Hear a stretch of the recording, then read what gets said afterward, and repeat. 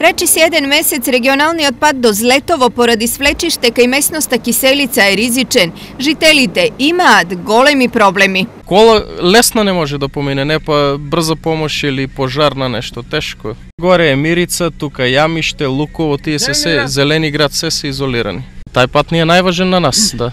Мора за Штип, за Кочани, за секаде, тај ни е најважен. До Злетово има уште два алтернативни патишта, но тие се само за лесни возила. Пато за Штип не може, за Скопје не може.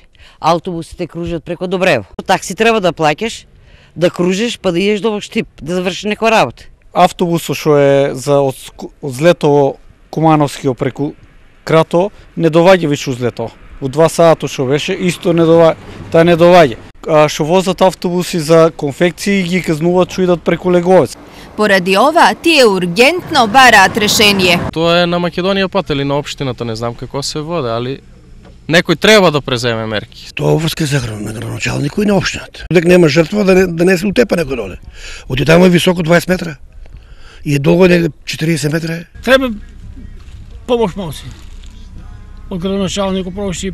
Има негови колеги, бај да се пуша повезно.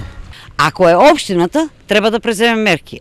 Ако е Македонија пат, треба пат да преземе мерки. Оти вака не бива.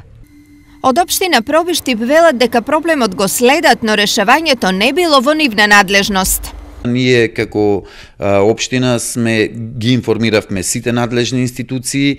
Мислам дека Македонија пат е институцијата која што треба да го санира оваа свлечиште. Веднаш штом се ослободи механизацијата и штом се создадат услови, сме информирани од страна на Македонија пат, на Агенција за државни патишта, на Министерството за транспорт и врски, дека ќе биде отпочната и санацијата на оваа свлечиште.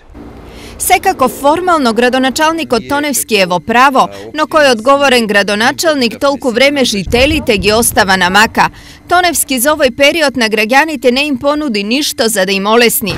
Тоа што патот треба друг да го прави, не значи и дека неговите ингеренции завршуваат тука.